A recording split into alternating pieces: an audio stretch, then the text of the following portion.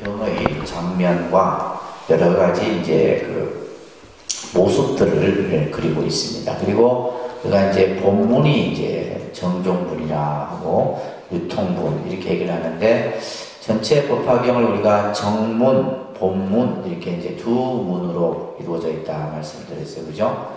그래서 법화경은 정문과 본문으로. 그래서 이제 지금 우리가 지금 이제 이번 학기에 공부하는 것이 이제 정문에 대한 내용인데, 여기에서도 이제 서본, 정종문, 유통문이 나눠져 있고, 또 우리가 이제 본문에도 보면 서본, 정종문, 유통문으로 이루어져 있다라는 것을 먼저 여러분들이 보시면서, 자, 서품에는 말씀드린 것처럼 이 법화경의 장소라든지 그런 어떤 그 언제, 어디서, 누구에게 이런 어떤 우리가 흔히 이제 육하원칙에 해당되는 그런 내용들이 나오는데, 그래서 우리가 이제 경전을 처음 공부할 때 그 경전에 6가지의 모습들이 그려지는데, 그것을 육성치다라고 얘기를 합니다. 6가지 조건이 갖추어져 있는데, 그래서 그 6가지의 조건을 우리가 이제 처음에는 신 이렇게 얘기를 합니다. 그러니까 신성치, 믿을 신자를 써서 합니다. 신성치. 그 다음에 두 번째가 문성치입니다. 그러니까 문성치.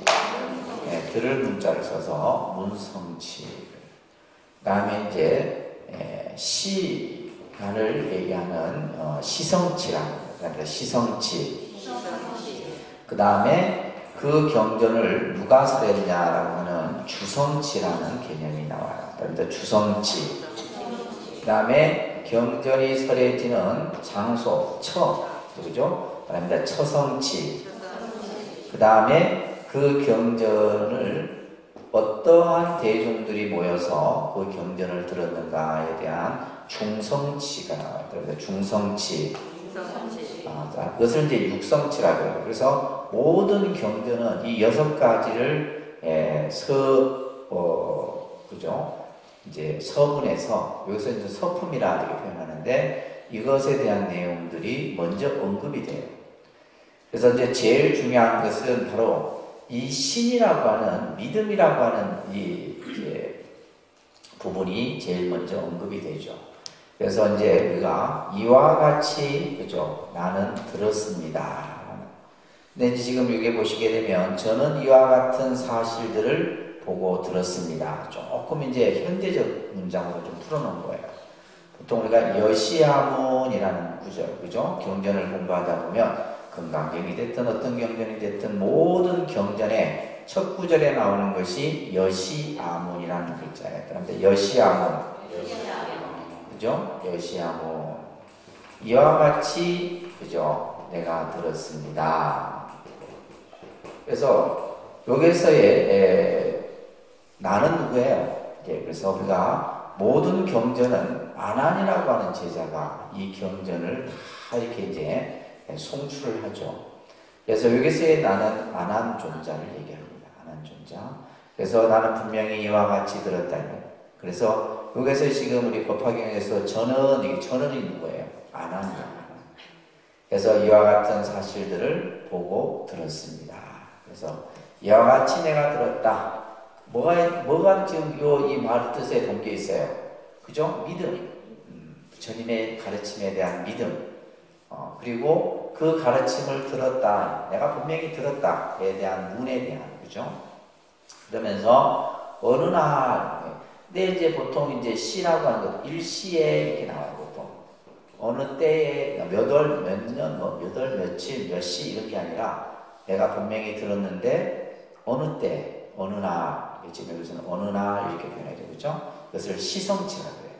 그래서 그 밑에다가 이제 시, 그죠? 신, 문, 시. 누가? 부처님께서. 누가? 이 주는 누구예요? 부처님이죠, 그죠? 부처님께서, 그죠? 장소가 나오는데 어디가 나오느냐? 왕사성 기사굴 산중에. 이것을 우리는 이제 왕사성. 이 왕사성은 당시, 부처님 당시 때 8개의 큰 나라가 있었는데 그 중에서 이제 가장 대국이 마가다국이라고 하는 나라에 우리가 이제 보면 이제 크게 경전해 보면 금강경은 사이국, 그죠? 사이국. 그 다음에 이제 우리가 이 법화경에 설해진 곳은 마가다국. 그래서 이제 보통 그 사위성, 왕사성 이렇게 이제 그러니까 이 지역을 이제 중심으로 해서 불교가 가장 성행을 합니다. 그래서 그 장소가 어디냐? 마가다국 왕사성의 기사굴 산중. 그래서 기사굴 산중에 여러분들은 영축산이다라고 적어 놓으셔야죠. 이 산이 무슨 산이에요? 영축산이에요. 영축산.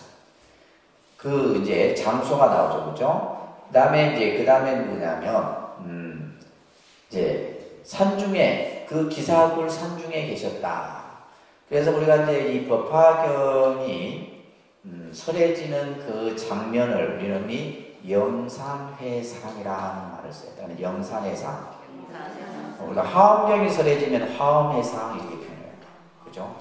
예를 들면 원각경이 설해지는 것은 원각회상. 그래서 그 경전이 설해지는 이와 같은 이제 장면들이 반드시 경전 첫 구절에 나오게 됩니다. 자, 그래서 이 6가지의 이제 모습들이 처음에 이제 나오게 되는데, 여러분들 지금 가지고 있는 교재에 보게 되면 이제 이 법화경은 그 스케일이 굉장히 커요. 보통 우리가 이제 금강경 같은 경우는 1250인의 대비구와 함께 계셨다 이렇게 나와요. 그러니까 1250명의 스님들과 함께 계셨다. 이게 금강경에 설해지는 장면인데, 이 법화경이나 화엄경은 그 스케일이 너무 크기 때문에 정말로 헤아릴 수 없는 많은 대중들이 이제 운집을 하게 됩니다. 자, 그러면서 이제 2번 단락이 이제 바로 처성치입니다. 그러니까 중성치죠, 그죠? 이 영산회상에 모인 대중들을 이제 하나하나 이제 소개를 하고 있는 거예요. 자, 먼저 우리가 같이 이 경전 공부는 우리가 경전의 의미라든지 뜻을 이해하고 또 문장을 해석하는 것도 중요하지만은 사실은 더 중요한 것은 뭐예요? 경전을 여러분들이 수지 독송하는 거예요. 소리내서, 큰 소리내서 경전을 읽는 훈련이 먼저 돼야 돼요. 그래서 우리가 경을 이제 여러분들이 혼자서 집에서나 또 절에 와서나 이렇게 경을 읽으면 그 경 읽는 공덕이 무량하다 이 말이에요. 그 경을 읽다 보면 그 뜻이 그대로 드러나요. 그래서 소리내서 읽는 훈련을 많이 하셔야 됩니다. 자, 같이 한번 독송을 하겠습니다. 이제 합장을 하시고 경문 독송할 때는 합장을 하시고 같이 독송을 합니다. 일승요법연화경 제1서품 저는 이와 같은 사실들을 보고 들었습니다. 어느 날 왕사성 기사굴 산중에 계셨습니다. 큰 스님들 1만 2천 명과 함께 하셨는데 그들은 아라한의 경지에 오른 이들로서 모든 누가입니다. 더 이상은 번뇌가 없었습니다. 자신의 진정한 이익을 존재의 속박이 다 없어진 상태라 그 마음은 아주 자유로웠습니다. 그분들의 이름은 하얗고 진여마가서 후루빛 나가 하얀가서 낮에 가서 사리골대 목골려 마가면 하루 눕다 금빛나 금바대 이바다 일령가 바차받고 아우치라 난다 손나난다 후루나미다 아니자 수고리 아나나오라 등등 세상에 널리 알려진 참으로 큰 스님들이었습니다. 또 한참 이들과 공부를 다 마친 이들은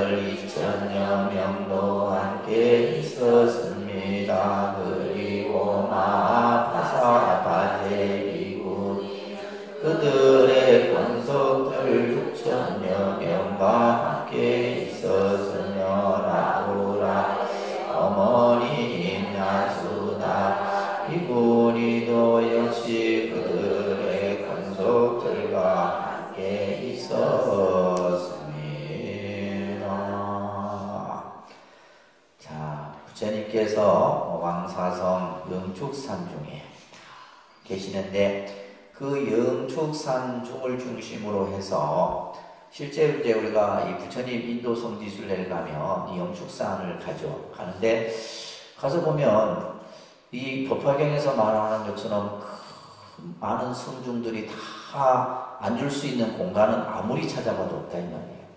그런데 지금 이제 이 성문 성중들 먼저 성문 대중들이 이제 이 소개가 되고 있는데 여기서 이제 대비구라는 표현을 쓰고 있어요. 그죠? 대비구. 그러니까 이제 번역을 그냥 큰 스님 이렇게 번역을 하는데 몇 명이 함께 있었어요? 12,000명이 12,000명의 스님들이 함께 계셨다. 근데 이들은 전부 아라한의 경지에 오른 이들이었어요. 아라한의 경지에 올랐다라고 하는 것은 성문으로서 최고의 깨달음을 이룬 이들이에요. 보통 우리가 이제 성문하면 사성제의 이치를 깨달은 이들을 우리가 보통 성문이라고 표현하는데 이제 이 성문의 수행의 계의에서 최고의 깨달음의 계의가 아라한이에요. 그래서 이 12,000명의 스님들이 전부 아라한의 경지에 오른 이들인데 자, 이들로서 이들은 이제 뭐예요? 여기서 모든 누가 이미 다 하고 그래서 누라고 하는 것이 이제 셀누자인데 한자로는 이 누라고 하는 것이 뭐냐 하면 번뇌가 그죠? 번뇌라는 뜻이에요. 번뇌라는 뜻인데 여기서는 이제 6가지 욕망을 뜻하는 표현입니다. 모든 누가 다 했다라고 하는 것은 6가지 욕망 6가지 욕망이 바로 뭐냐면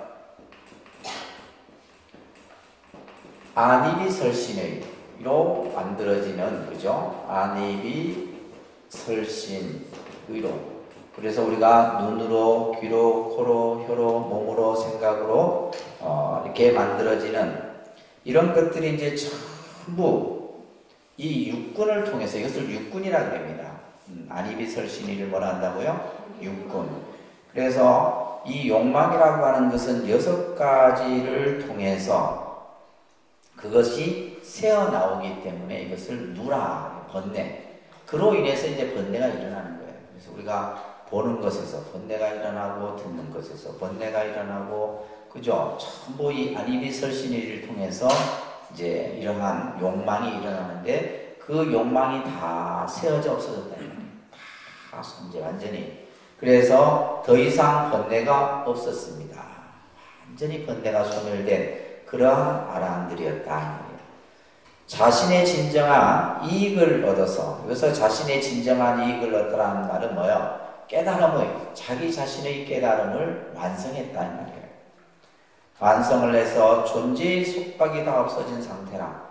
존재의 속박이라는 말은 바로 뭐냐면 존재의 속박이라고 하는 개념은 뭐냐면 모든 것이 있다라고 하는 생각, 그죠?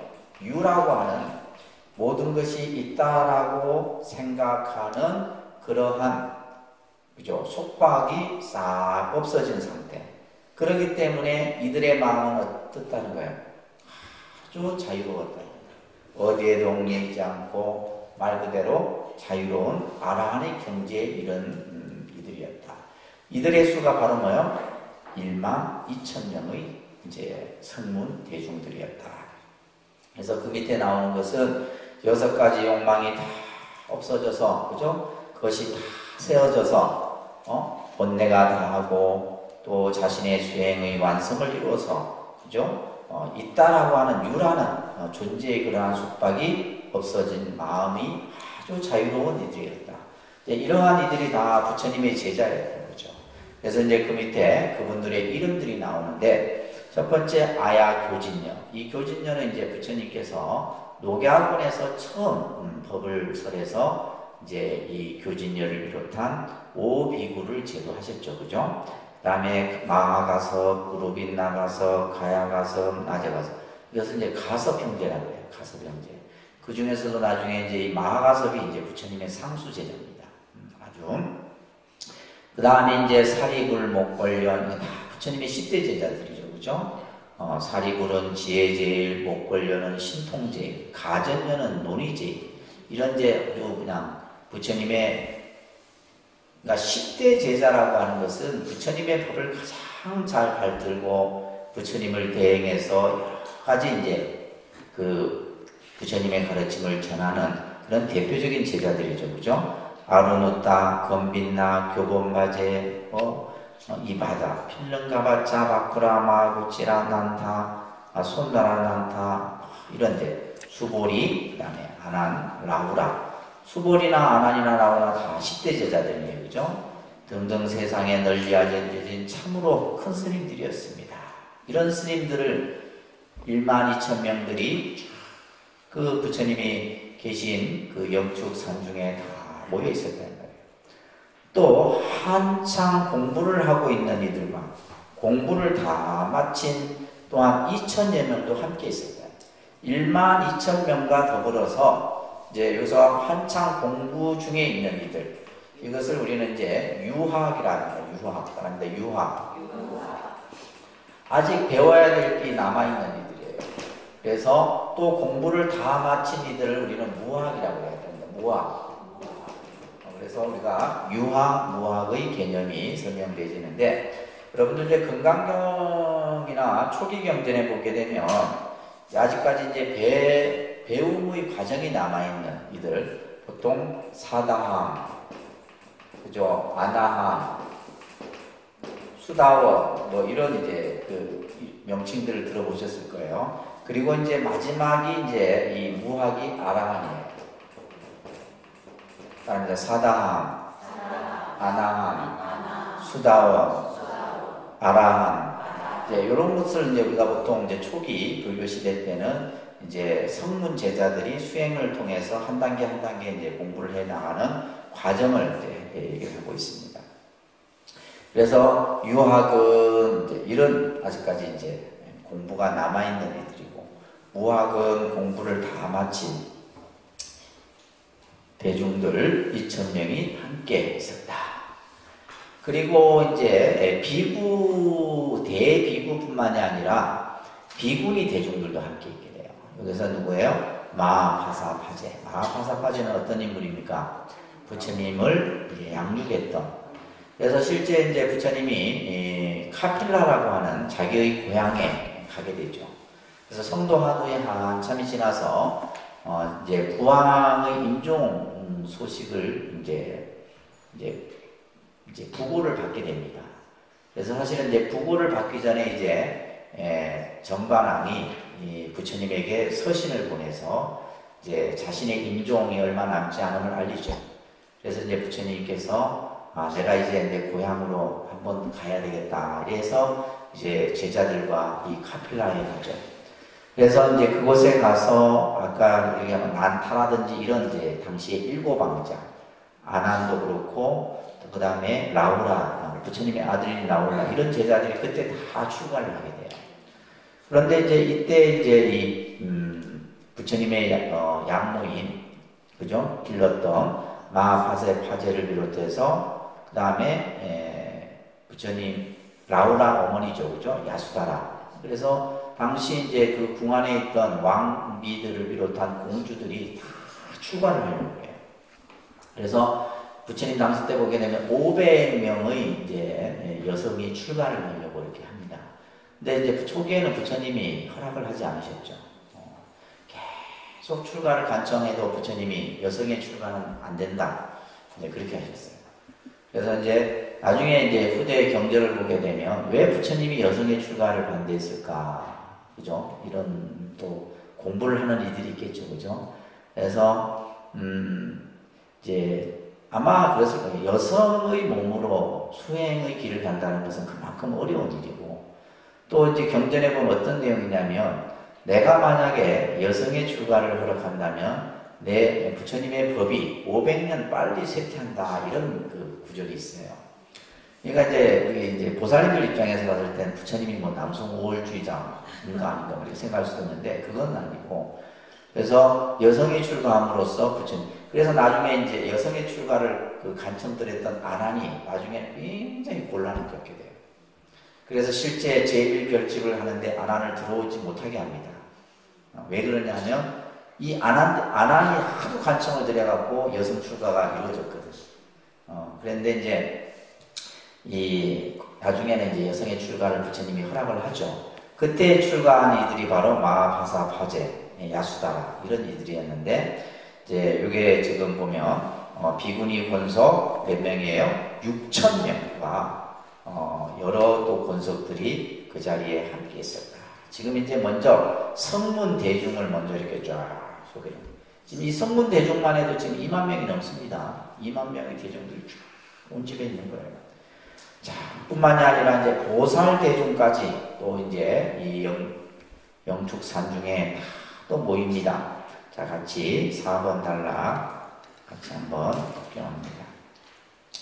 또 살마살 8만여 명이 있었는데 모두들 세상의 깨달음에 더 이상 물러나지 않는 이들이었습니다. 다라니와 잘하는 견제를 얻어서 불태전의 법률을 불리어 무량의 천만의 부처님들에게 모든 부처님들의 처소에서 각가지 적의 씨앗을 심어서 늘 부처님 칭찬을 들었습니다. 자비를 실천하여 신신을 닦고 부처님이 깨달으신 그 지혜를 몸소 체험하였습니다. 또 큰 지혜를 통달하여 피안에 올랐기 때문에 그들의 명성은 한량없는 세계에 두루하여 무수한 백천만의 애도하십니다.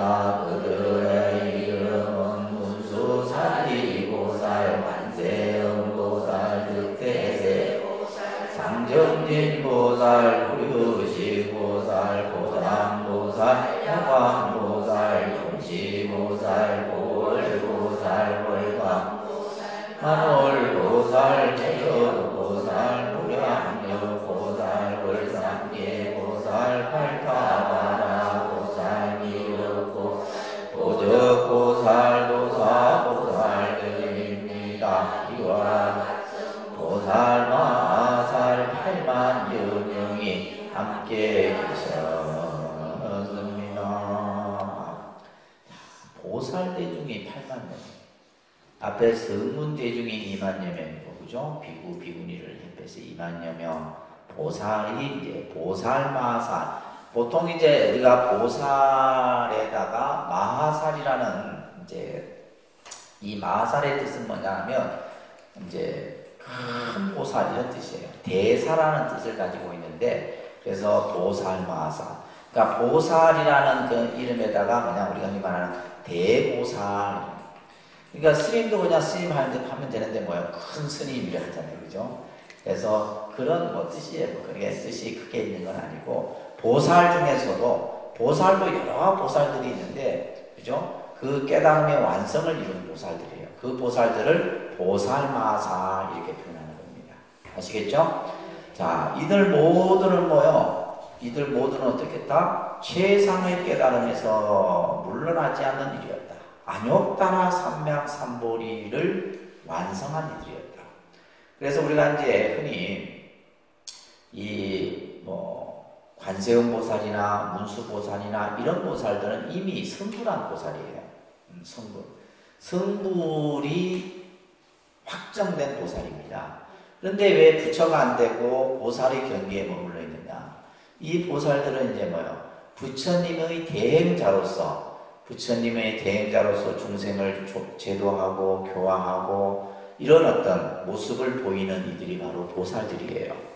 그래서 최상의 깨달음인 안욕다라 삼맥삼보리에서 더 이상 물러서지 않는 일이었다. 다시 말해서 최고의 깨달음을 완성한 이들이었다 이 말이에요. 또한 다란이와 말을 잘하는 기은제를 얻어서, 그래서 뭐 우리가 예를 들면 문수보살이나 또 보현보살이나 관세음보살이나, 여기서 다란이란 말은 뭐요? 비밀한 그런 어떤 신주를 갖추고 또 비은제, 말로서 중생들을 다 교화하는 그런 것을 얻어서 불태전의 법륜을 굴려 물러나지 않는 부처님의 그 지혜의 법의 수레바퀴를 굴려서 무량백천만억 부처님들께 공양을 올렸다.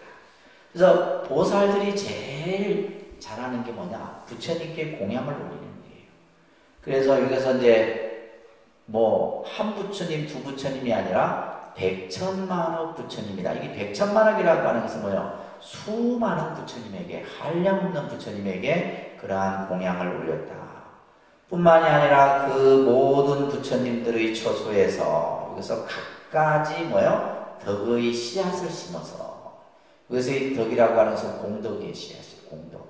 그래서 우리 그것을 선근공덕이다 이렇게 얘기를 한다. 이제 선근공덕. 그렇죠? 공덕의 좋은 뿌리를 심은 거예요. 그래서 우리가 이제 보살행을 한다라고 하는 것은 뭐냐면 선근공덕을 심는 거예요.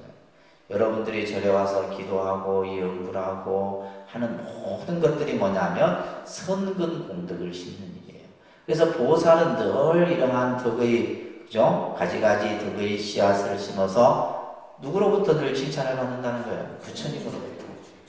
그래서 훌륭하고 훌륭하다, 선제 선제라, 이런 이제 부처님이 늘 보살들의 그 공덕을 심고, 그죠? 또 물러나지 않는 그 법륜을 굴리고 중생들을 제도하려고 하는 그 마음에 늘 부처님이 칭찬을 했단 말이에요.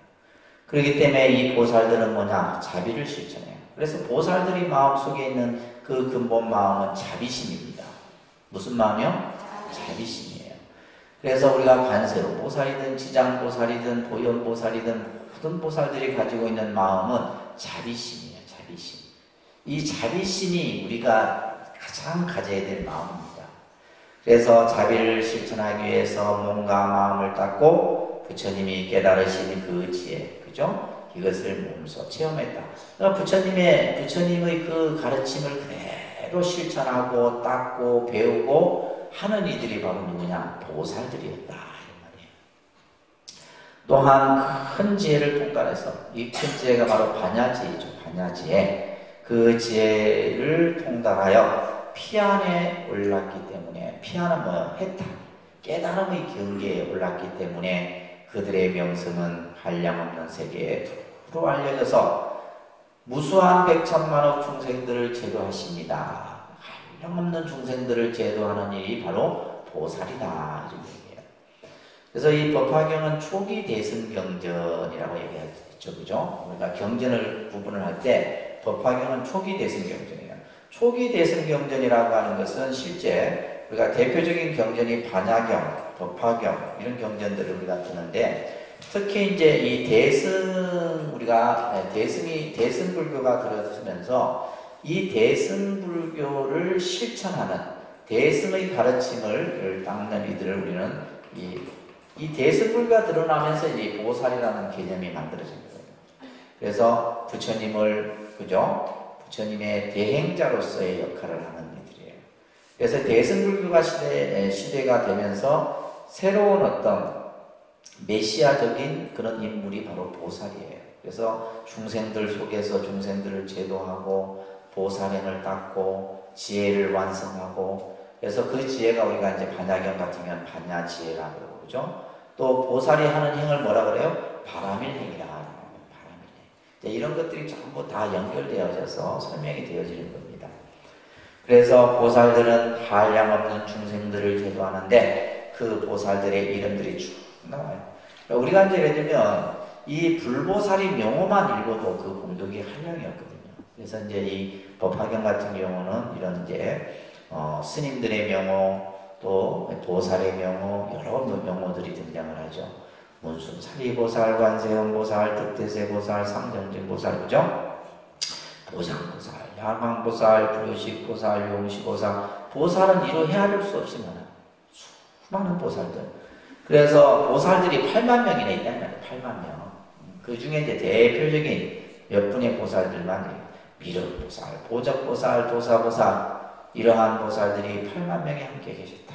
자, 여러분들이 머릿속으로 그리셔야 돼요. 그냥 멍 때리고 앉아있지 말고 지금 영산해상이라고 하는 영축산 그 산 중에 부처님이 계시는 가운데 뭐요? 비구, 그죠? 비구니 2만여 명이 법을 듣기 위해서 앉아있고 또 보살의 8만 보살들이 쫙. 그래서 우리가 보통 화엄경이나 법화경 같은 경우는 어마어마한 대중들이 모이는 그 문집을 합니다. 그래서 우리가 이제 보면 이러한 대중들을 법화성중이라고 그래요. 그러니까 법화성중. 그래서 화엄경을 설하는 데 모여있는 대중들을 화엄성중이라고 합니다. 화엄성중이라 하고 법화경이 설해지는 그 모여있는 그러한 많은 대중들을 법화성. 그래서 여러분들 법화경 약창계라는 게 있어요. 우리가 화엄경 약창계도 있지만은 화엄경 약창계 보면 그 처음에 이제 그 화엄경에 설해지는데 그 법을 듣기 위해서 모이는 대중들이 쭉 나와요. 신들의 이름도 나오고 뭐 비구 스님 이름도 나오고 보살 이름도 나오고 쭉 나와요. 이 법화경도 마찬가지입니다. 그래서 지금 이제 이런 보살들이 나오고 있고 그 예외에 이제 또 많은 하늘의 신들의 이름이 또 나와요. 신들의 이름이 나오는데 자 6번 단락 소리내서 같이 있습니다. 그때 석제 환인도 그의 원석 2만 천자들과 함께 하였으며 또 명월 천자와 고양 천자 보강 천자와 사대 천왕들이 역시 그들의 원석 1만 천자들과 함께 하였습니다. 또 자제 천자와 대자제 천자가 그들의 원석 3만 천자들과 함께 하였으며 사바세계의 주인인 범천왕과 시대 범천왕과 광명대 범천왕이 또한 그들의 원속 1만 2천 천자들과 함께 하였습니다. 또 8용왕이 있으니 나타용왕 발란타용왕 사가라용왕 아수길용왕 극차가용왕 아바달가용왕 동왕우발라용왕 등이 각기 백천의 권속들과 함께 하였습니다.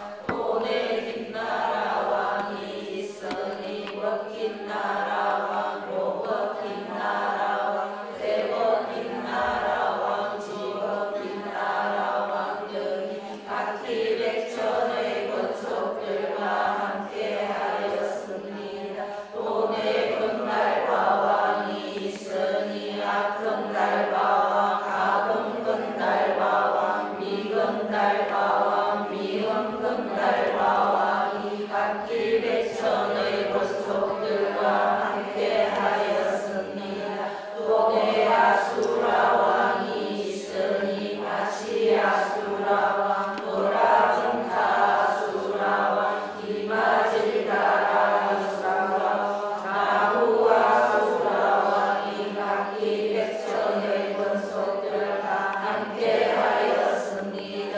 또 내가루라 왕이 있으니 대리덕가루라 왕 대신가루라 왕 대만가루라 왕 여의가루라 왕이 각기 백천의 권속들과 함께 하였습니다. 또 이제리의 아들 아사세와 또 백천의 권속들과 함께 각각 부처님의 발에 예배를 올리고 물러나 한쪽에 가서 앉았습니다. 네, 거기까지. 자, 여기에 보면 이게 이제 우리가 참 요즘 좋아졌어요, 그죠? 좋은 세상이에요. 그냥 인터넷만 딱 치면 네, 이런 이제 이게 전부 영산해상이에요, 영산해상. 그래서 이제 보면 우리 이제 통도사 같은 경우는 이제 영산전이라는 정각이 있잖아요, 그죠? 그런데 그러면 여기 보면 수많은 이제 그 신들에 대한 그 모습들이 하도 많아가지고 뭘 보여요. 이제 요런 그죠? 이게 이제 서가모니 부처님을 비롯해서 이제 하늘의 신들 또 천신들 뭐 보살 대중 해갖고 천상의 그 천자들부터 해갖고 이런 이런들 한번 그래서 우리가 또 이제 사찰 이런 데 가면 이제 이런 영산해상도 같은 경우 또 이제 이 영산해상을 음악으로 해서 이제 이제 국악의 대가조 박범훈이라고 하는 분이 영산해상이라고 하는 그런 음악도 이렇게 만들기도 하고 있는데 대단합니다. 자, 한번 보시면 이제 석재환인 하늘의 천자예요.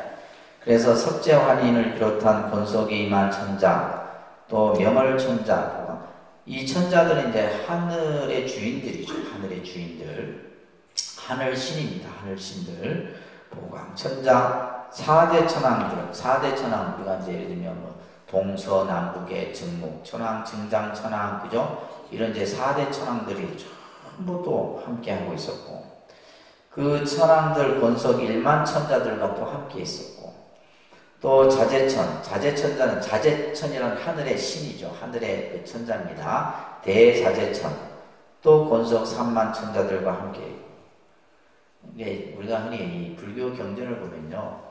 보통 우리가 이제 불교에서도 하늘이라고 하는 그죠? 하늘의 그 이제 신들에 대한 이런 얘기가 나오고 보통 불교는 하늘을 그 천상 세계를 33개의 천상으로 구분을 해요. 천상 33개의 천상으로 구분을 하는데 그게 보게 되면 도솔천 또 뭐 예를 들면 타화자재천 뭐 여기서 뭐 자재천 무슨 천 해갖고 그러면 그 하늘의 신의 또 천자들이 누구고 그에 대해서 그 천상 세계는 어떻게 이루어져 있고 이런 얘기들이 아주 자세하게 나옵니다. 그래서 지금 여기도 보면 이제 사바세계의 주인인 범천왕. 그래서 지금 이 범천왕은 어떤 신이에요? 인도인들이 생각하는 창조신이에요. 이 세상을 누가 창조했느냐? 인도인들은 브라흐만 범천왕이 이 세상을 창조했다고 생각합니다. 그러면 그 사바세계를 창조한 주인인 범천왕을 비롯해서 그 범천왕을 비롯한 시기대범천왕, 광명대범천왕 또 이들 권속 1만 2천 천자들이 함께 그러니까 하늘에 가지가지의 그 이제 신들이 전부 이제 모인 거예요. 뿐만이 아니라 또 8용왕이 또 함께하고 있어요. 난타용왕, 발란타용왕, 사가라용왕, 하수길용왕, 덕차가 그죠? 이런 용왕들. 이 용왕들의 권속이 얼마? 100천의 권속들과 함께다. 지금 여기에서는 지금 뭐가 나오냐면요. 따라합니다. 하늘, 용, 야차, 건달마, 아수라, 가루라, 긴나라, 마구라 이것을 팔부신중이라고 해요. 팔부신중. 팔부신중 우리가 보통 이제 이 신중단에 기본적으로 모시는 분들이 바로 이 팔부신중들이에요. 그래서 하늘, 용, 야차, 건달마, 아수라, 가루라, 긴나라, 마구라. 그래서 지금 그 신들이 전부 여기서 등장을 하고 있죠. 또 네 긴나라 왕이 있으니 법긴나라, 묘법긴나라와 그 다음에 대법긴나라, 지법긴나라 이런 권속들 또 백천의 권속들이 함께 있고 또 건달마 왕이 그죠? 또 백천의 권속들과 함께 있고 또 아수라 왕이 있으니 그죠? 이 아수라는 싸움을 좋아해요. 천상세계에서 늘 싸움을 그래서 우리가 이제 싸움하고 그 싸움하는 그것을 뭐냐 아수라장이라고 하잖아. 아수라장. 이 아수라는 여기 불교 용어입니다. 그래서 이제 이 아수라의 그러한 또 권속들 가루라 왕이 있었는데 이제 이 여기에도 이제 또 백촌의 권속들이 함께 있었다. 그래서 지금 이제 팔부의 신중들이 그죠? 팔부의 신중들이 수천만의 권속들과 함께 영산해상에서 부처님의 법을 듣기 위해서 이제 모여 있는 거예요. 또 위제이의 아들 위제이라고 하는 분은 누구냐 하면 이제 그 마가다국의 빈비사라 왕의 왕비입니다. 빈비사라 왕. 그래서 이 지금 영축사는 그죠 마가다국이라고 하는 나라에 있는 산이에요. 그래서 이 빈비사라 왕이라는 왕이 부처님께 중림정사를 지어서 헌납을 하죠. 이 중림정사가 최초의 적이잖아요. 그래서 여러분들 이제 이쪽 지역에 이제 우리가 성지순례를 가게 되면 영축산도 가죠. 그 영축산 밑에 칠흑굴도 가죠. 그 다음에 이제 또 이 마가다 빈비사라 왕과 관련된 그 장소로 가는데, 이 아들이 아사세 왕이라는 왕자, 이때는 이제 왕이지만은 그죠? 왕자였어요. 왕자였다가 이 아사세 왕이 부왕인 빈비사라 왕을 굶겨 죽입니다. 굶겨 죽여요. 그래서 그 빈비사라 왕이 이렇게 감옥에 갇혀서 굶어 죽은 그 감옥터가 있어요.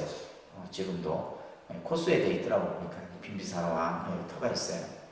그래서 왜 이렇게 이제 이 아사세 왕이 자신의 부왕을 죽이냐면, 그 부처님이 이제 정말 우리가 생각할 때 모든 사람들이 그냥 부처님에게 예를 들면 예를 올리고 부처님께 기여하고 있지만은, 부처님 일생을 보다 보면 부처님의 뜻을 거스리는 자들도 있었어요.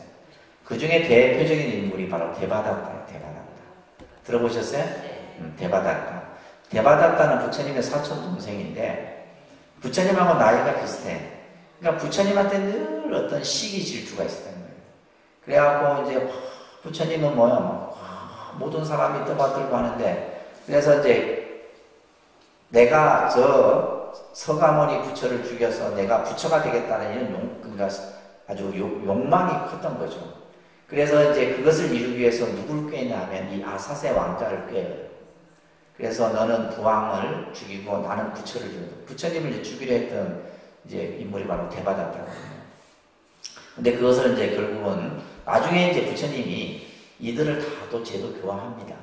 그래서 나중에 이 아사세 왕이 불법에 귀의를 해서, 그래서 지금 이 법화경에 설해지는 장소에 위제의 아들 아사세 왕이 백천의 권속들과 함께 부처님 발 아래, 부처님의 발에 예배를 올린다라고 하는 것은 최상의 예를 올리는 거예요.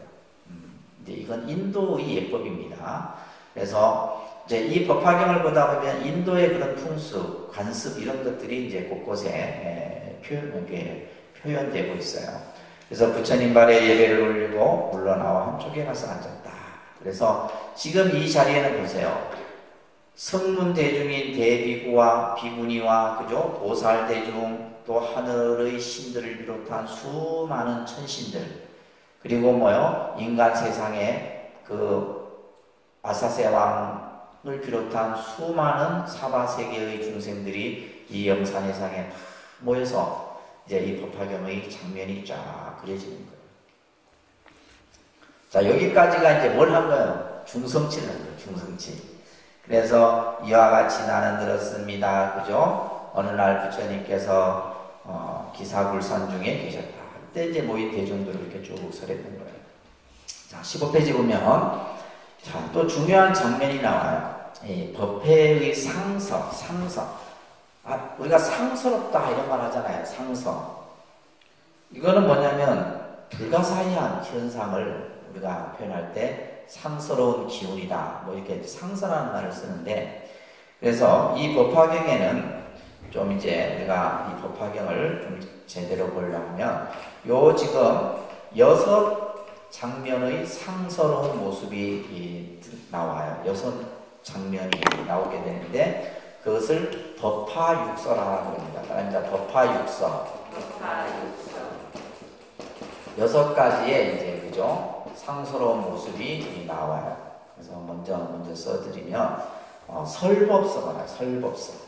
부처님이 법을 설하는 그죠? 그 법을 설하는 가운데 상서로운 모습이 그려지는 겁니다. 첫 번째가 그러니까 설법서.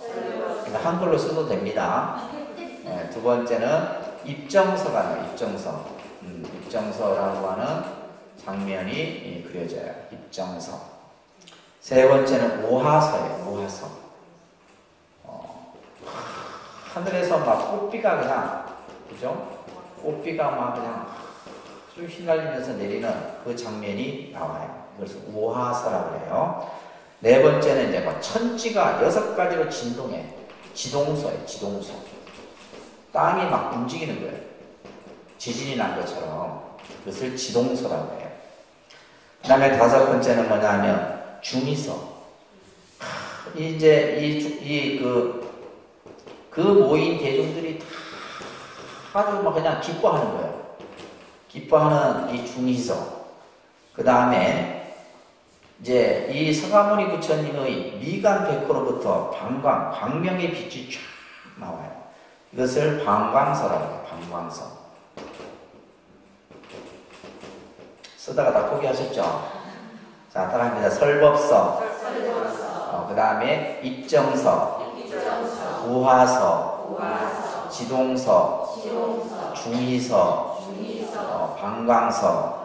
자, 요 장면들 하나하나씩 이제 이 경전에서 구절마다 등장할 때 제가 설명을 드릴게요. 자, 먼저 독송을 한번 같이 하겠습니다. 그때 세종께서는 사부대중에게 둘러싸여 온갖 공양과 공경과 존중과 찬탄을 받으셨으니 여러 보살들을 위하여 대승경전을 설하시니 그 이름은 무량의경이었습니다. 그것은 오직 보살들을 가르치는 법이며 부처님께서 매우 아끼고 보호하시며 늘 마음에 두고 계신 것입니다. 부처님께서 이 경전을 다 설하시고 나서 하부자를 맺고 앉으시어 무량의 저장매에 들어가시어 몸도 마음도 조용히 움직이지 않으셨습니다. 그때에 하늘에서는 한나라 꽃과 금만나라 만수사 꽃과 금만수사 꽃을 비오듯 해리어 부처님과 여러 대중들에게 보였습니다. 그러니 온 세계는 6가지로 진동하였습니다. 그때에 어때에 비구 비구니 우바세 우바니 전룡야차 변달바 아수라가 루락인나라 아우라가 사라 아닌 것 사라 아닌 것과 여러 소왕 전룡성왕 등모 대중들이 일찍이 없었던 일이라 하니 합장하고 일심으로 부처님을 우러러 배웠고 있었습니다. 그때에 부처님께서는 미간에 뵙고 상에서 광명을 놓아 동방으로 18,000세계 골고루 빠짐없이 비추었습니다. 여러분들 읽으시면서 막 환희롭지 않습니까? 근데 아무 느낌이 없죠? 아직 여러분들이 법화경을 공부할 근기가 안 되십니다. 근데 이제 예를 들면 이제 만약에 성경을 이제 만약 성경에 이런 장면이 나왔다. 기독교인들은 환장합니다. 하고 우리가 이제 그게 이제 아직까지 여러분들이 이 어떤 신앙적 감정이 아직까지 성숙이 안 돼서 그런다. 그러니까 그 사람들은 막 그냥 하나님 그 작은 말 한마디에도 막 감격하고 울고 막 하잖아요. 근데 우리는 어때요? 이게 도대체 무슨 말이고 이거 지금 무슨 말을 하는 거 이게 하잖아요. 자, 이게 보시면 자 그때라고 하는 것은 지금 뭐예요? 영산의 상의 앞에서 그죠? 수많은 이제 법문을 듣기 위해서 모여 있는 대중들이 그때 세종께서는 사부대중에게 둘러싸여서 얼마나 많은 그 대중들에게 다 둘러싸이냐요. 그래서 온갖 공양과 공경과 존중과 찬탄을 받았다. 그래서 공양, 공경, 존중, 찬탄을 사부대중들로부터 받아. 그러면 어떻게 받으면 부처님께 그냥 부처님의 모습에 그냥 예배를 드리고 공양을 올리고 이런 어떤 장면들. 그러니까 이것을 법화경 여러분들이 하실 때 머릿속으로 그리셔야 돼요. 내가 지금 영산의 상에 나도 그 자리에 함께 있다라는 느낌으로 하셔야지. 그냥 우리가 뭐 책을 보고 있다는 생각으로 하면 안 된다. 감정이입이에요. 감정.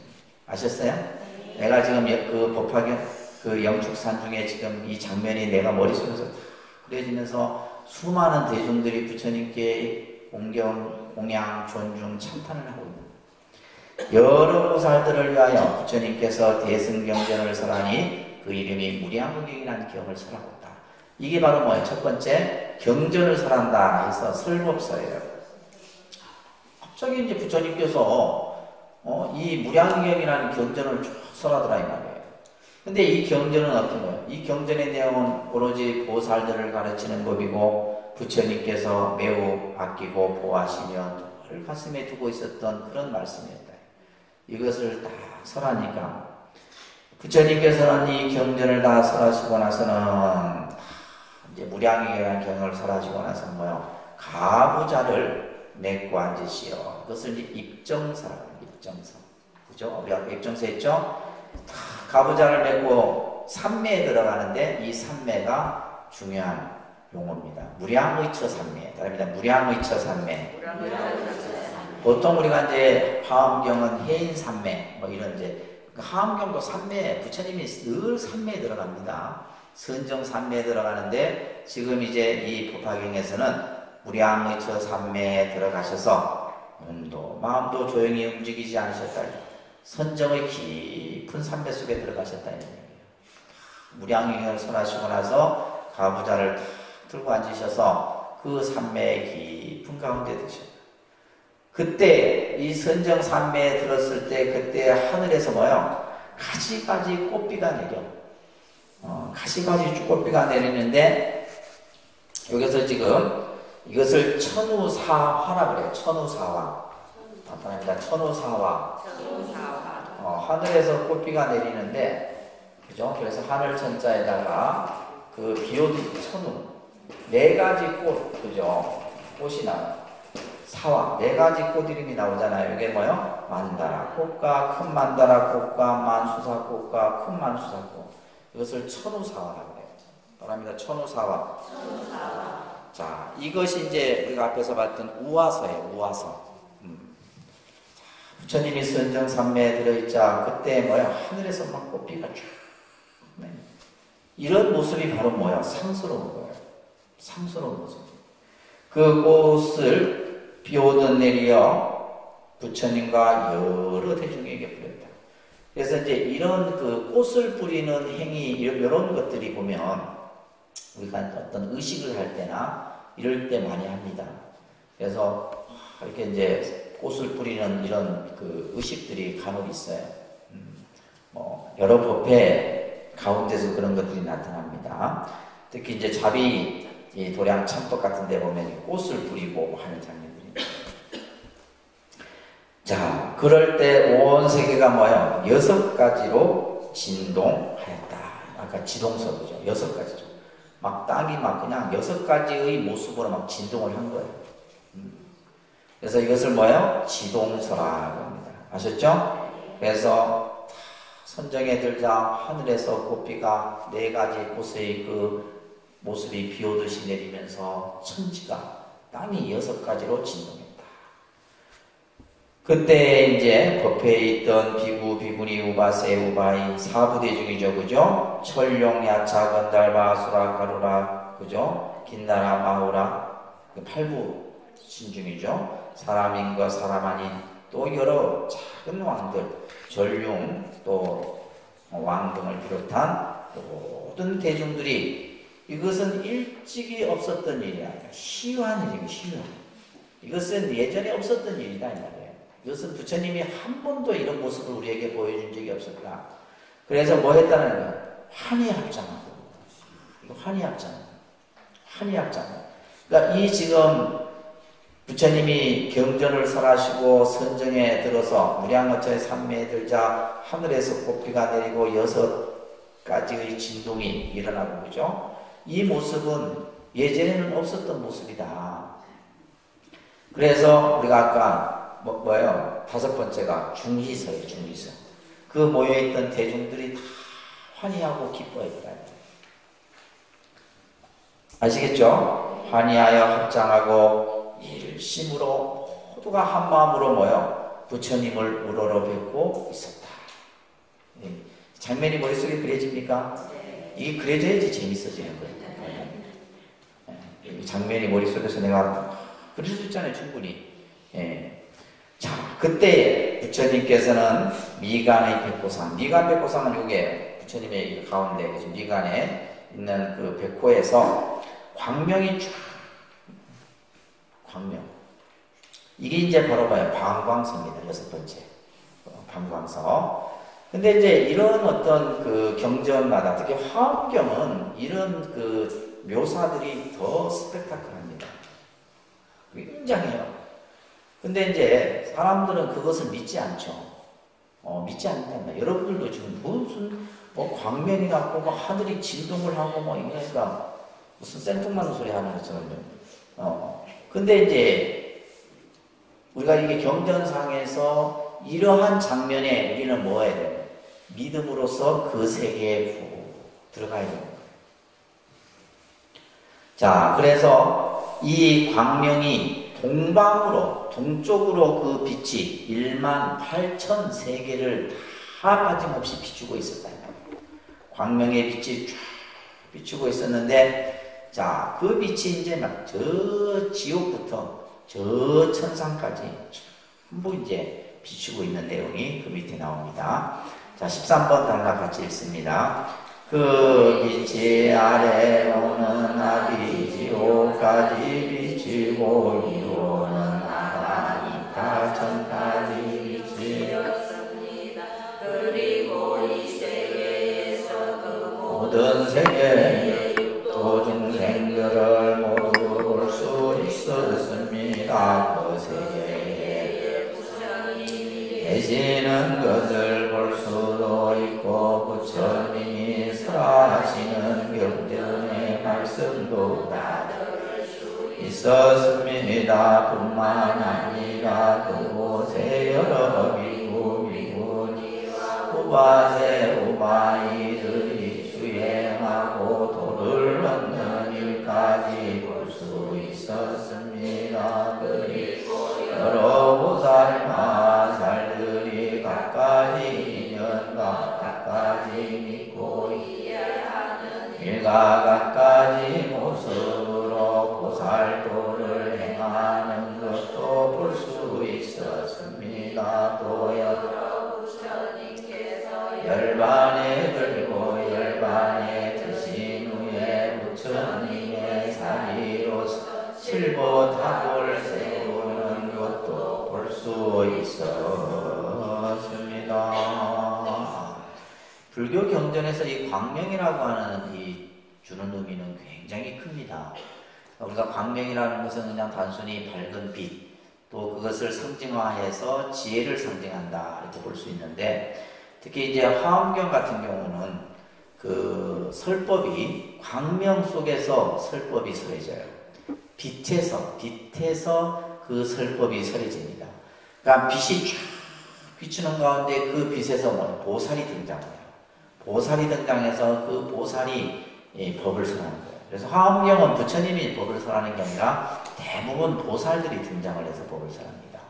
근데 여기서도 지금 마찬가지예요. 그 미간 백호상에서 비추는 그 광명의 빛이 저 아래로는 아비지옥, 무간지옥이죠, 그죠? 그 지옥세계까지 비추고 위로는 아가니타 천상세계까지 비추었다. 근데 이 세계에서 그 모든 세계의 육도 중생들을 볼 수 있었다. 뭘 통해서? 광명으로 다 볼 수 있다. 이게 중요한 지금 의미예요. 그 광명의 빛에서 육도의 중생들의 모습들을 다 볼 수 있었단 말이에요. 뿐만이 아니라 그 세계에 부처님이 계시는 것도 볼 수 있었고, 많은 부처님의 모습도 보고 부처님이 설하시는 경전도 또한 다 어떻게 보면 지금 우리가 현재 그죠? 오늘 새벽에 보니까 세계 최초 4G, 5G 그죠? 5G를 세계 미국이 먼저 하는데 우리가 지금 예를 들면 가상현실 세계 또 이제 요즘에는 좀 있으면 무인 자동차 그죠? 시대 이런 이제 그 시대로 우리가 점점 근데 이미 2600년 전에 지금 우리가 생각하는 SF의 현실이 이미 부처님 경전에서는 이미 설해지고 있었다 이 말이에요. 그 빛에서 뭐요? 그 빛에서 모든 세계를 다 보고 부처님의 모습도 보고 그 빛을 통해서 뭐요? 부처님의 설법도 들었고 이런 얘기가 설해진다는 것은 과학자들이 보면 놀랄 일이에요. 우리가 봤을 때는 예를 들면 와 이거 어떻게 이런 그죠? 모습들이 나타날 수 있는가 생각하는데 이미 부처님의 그 세계에서는 이런 일들이 이미 2600년 전에 다 설해지고 있다는 얘기예요. 그래서 여기서 보시는 것처럼 부처님이 설하시는 경전의 말씀도 들을 수 있었고 또 그곳에 비구, 비구니, 우바세, 우바이들이 수행하고 도를 얻는 그 모습까지도 광명 속에서 다 볼 수 있었다 이 말이에요. 이것을 우리가 볼 때 이거는 뭐라 표현해야 돼요? 불가사의한 일이다. 불가사의한 일이다. 그죠? 이거는 희귀한 일이다. 참으로 이거는 상스러운 모습이다. 이런 생각을 가야지. 택도 없는 소리를 이러면 안 된다. 말도 안 되는 소리를 지금 경전에서 하고 있다니 하지 말고 참으로 불가사의한 일이다. 그런 마음을 여러분들이 가지셔야 돼요. 아이고 의심들이 많아갖고. 그래서 여기 보면 여러 보살 마살들이 각가지 인연과 그 보살들이 그죠? 인연의 모습 그리고 믿고 이해하는 여러 가지 모습들 보살도를 향하는 모습들까지도 다 볼 수 있었다. 마치 우리가 그냥 예를 들면 그죠? 우리가 지금 예를 들면 이 우주 공간에 지금 이 허공 가운데 수많은 전파가 흘러요. 그래서 우리가 예를 들면 지금 휴대폰 같은 경우 영상 선으로 봐요. 선을 연결해서 보는 게 아니잖아요. 그냥 내가 예를 들면 여기 앉아서 미국의 지금 모습도 볼 수 있는 거예요. 미국에 있는 장면도 볼 수 있고 저 아프리카도 다 볼 수 있고 다 볼 수 있잖아요. 그 이야기가 이미 2600년 전에 설해졌다니까. 지금의 우리가 지금 현재 우리가 앞으로 더 진화하겠죠. 그래서 예를 들면 빛 속에서 그 광명의 빛 속에서 그 모습들을 다 보고 듣고 느끼고 할 수 있다는 거예요. 좀 이해됩니까? 또한 부처님이 열반에 들고 또 부처님의 그 열반에 드신 후 사리의 탑을 세우는 모습까지 볼 수 있었다. 참으로 불가사의한 모습이다. 자, 그 장면을 보고 이제 미륵보살이 이게 도대체 무슨 일인가 이 생각을 해요. 이걸 누구에게 물어야지 이것에 대해서 답을 해줄 수 있는 사람이 누구겠는가. 그래서 이제 미륵보살이 묻는 장면이 나옵니다. 자, 14번 같이 소리내서 독경합니다. 그때 미륵보살은 이러한 생각을 하였습니다. 지금 세종께서 신통변화의 모습을 보이시는데 무슨 인연으로 이러한 상스러움이 있는가. 지금 부처님은 산내에 드시었는데 이것은 불가사의하며 희유한 일이라. 누구에게 물어야 할까? 누가 답을 할까? 또다시 이러한 생각도 하였습니다. 문수다리 보살은 도방의 아들이다. 그는 일찍이 과거에 한량없는 부처님을 친근하고 공양을 올렸더니다. 그분은 반드시 이러한 이유와 이를 보았을 것이라. 나는 그분에게 마땅히 물어야 하리라. 그때에 마침 비구니 우바이와 전령신신들도 다 같이 이러한 생각을 하였습니다. 부처님의 이러한 광명과 신통한 일을 지금 누구에게 물어야 할까. 그때에 미륵보살이 자기 의문을 풀고 또 비구니 우바세 우바이와 전용귀신들과 법회 대중들의 의문을 풀기 문수사리 보살에게 물었으며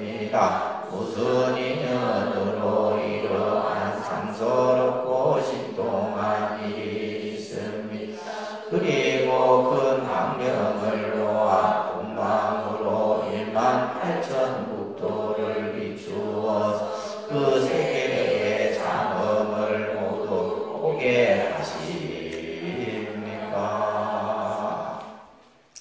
자, 지금 이제 이 서가모니 부처님께서 무량거처 삼매 가운데 들어서, 그죠? 삼매에 들었을 때 상스러운 모습들이 쫙 펼쳐지잖아요. 그리고 이 선정 삼매 등 가운데 부처님의 미간백호에서 광명의 빛이 쫙 비춰지면서 그 광명 속에서 수많은 세계의 모습들을 다 볼 수 있습니다. 그것을 이제 보는 미륵보살이 이것이 도대체 무슨 일인가, 그죠? 도대체 이것이 어떠한 모습의 현상인가, 이런 생각을 일으키면서 이것을 누구에게 물을 것인가. 자, 이런 이제 장면이죠, 그죠?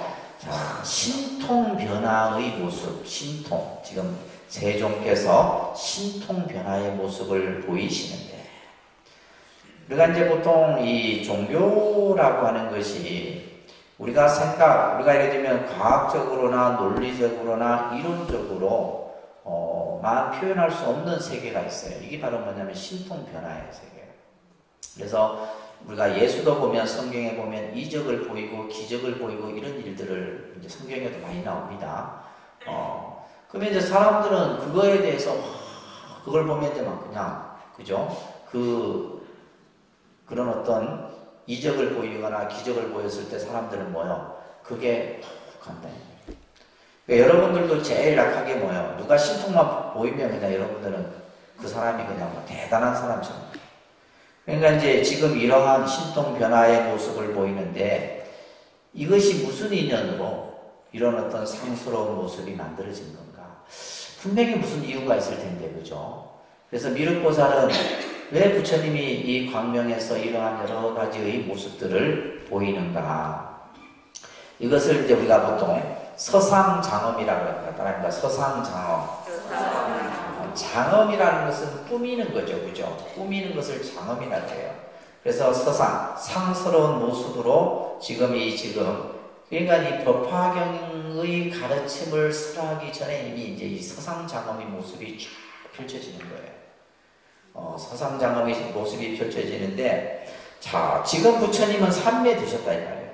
삼매 선정 가운데 드셨는데, 참 이러한 지금 서상장엄의 모습이 나타나는 것은 불가사의하며 희귀한 일이다.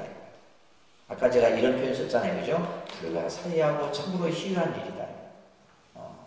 이렇게 생각을 하셔야지 여러분들은 엉뚱한 생각하면 안 된다. 불가사의하다는 말은 뭐예요? 내가 생각으로 헤아릴 수 없다는 말이에요. 내가 가지고 있는 어떤 지식이나 어떤 논리적으로 이해할 수가 없는 거예요. 불가사의한 거죠. 또한 희유한 일이다. 이것을 내가 누구에게 물어야 할까? 또 누가 이것에 대해서 답을 할까? 이런 생각을 하고 있을 때 미륵보살이 딱 누가 생각이 나냐? 문수사리보살이 생각해요. 문수사리보살은 뭐예요? 법왕의 아들이라는 이제 그런 보살이 바로 문수보살이에요.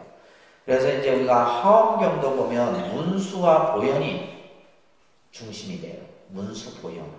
이 지금 법화경도 문수로 시작해서 마지막에 보현으로 끝나요. 그래서 우리가 이제 실제 신앙적으로는 관세음보살이나 지장보살이 신앙상으로는 우리가 이제 그죠? 하지만은 불교의 사상적으로 친다면 문수와 보현이에요. 그래서 서가모니 부처님에는 항상 좌우에 문수, 보현이 있게 되는데, 문수사리보살은 법왕의 아들이다. 그는 일찍이 과거에 한량없는 부처님을 친근하고 공양을 올렸더니다. 그러니까 부처님을 늘 가까이에서 모셨더니가 바로 문수보살이다. 부처님에게 공양을 하고 부처님을 친히 가까이 모셨던 보살이 바로 문수보살이다. 그분은 반드시 이러한 희유한 일을 보았을 것이다. 또 다른 곳에서 이런 모습을 혹시나 보았을 것이다 라는 생각을 이제 미륵보살이 한 거예요. 내가 그분에게 마땅히 물어야 하리라. 그런데 이 미륵보살이 생각을 혼자만 한 게 아니라 지금 모여있던 모든 대중이 다 똑같이 그런 생각을 했다는 거예요. 그러면서 부처님의 이러한 광명과 신통한 일을 지금 누구에게 물어야 할까? 그때 미륵보살이 자기의 의문을 풀고 또 여러 대중들의 의문을 풀기 위해 문수보살에게 묻습니다. 무슨 인연으로 이러한 상스럽고 신통한 일이 있습니까? 이런 어떤 상스럽고 그죠? 이런 아주 불가사의한 일이 생길 수 있는 것입니까? 라고 묻는 거예요. 답이 뒤에 나오겠죠, 그죠? 답이 뒤에 나올 겁니다. 그리고 큰 광명을 놓아서 동방으로 1만 8천 국토를 비추어서 그 세계의 장엄을 모두 보게 하시니까 이것을 아까 말했던 서상장엄이라는 겁니다. 따릅니다. 서상장엄. 그 장엄의 모습을, 상스러운 그 장엄의 모습을 우리들에게 보게 하시는 겁니까? 그래서 우리가 경전을 공부할 때는 이 스토리가 계속 이어집니다. 여러분들 드라마 좋아하시잖아요. 드라마가 갑자기 재미없어지면 어떨 때 재미없어요? 단락이 끊어지면 재미없어지는 거예요.